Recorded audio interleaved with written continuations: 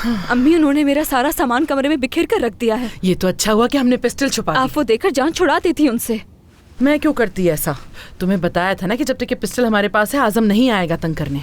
अम्मी, वो लोग दोबारा भी आ सकते हैं। तो आने दो उन्हें, वो ढूंढ नहीं सकेंगे। क्यों ना हम ये घर बेच दें अम्मी, यहाँ से कहीं और चले जाते हैं ताकि आजम के आदमी हमें ढूंढ ना सके। इस दफा तो उन्होंने हमें कुछ नहीं कहा, लेकिन अगली बार नुकसान पहुँचा सकते हैं।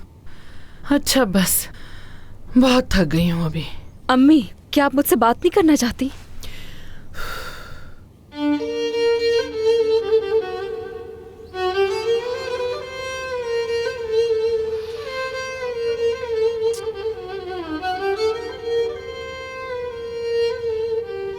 अम्मी, कमरे में जो फोटो थी मेरी, वो कहाँ है? वो जो फ्रेम वाली फोटो है, अरे उसी में तो छुपाई है।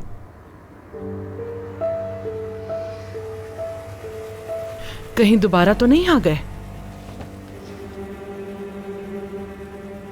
मैं दरवाजा खोलती हूँ।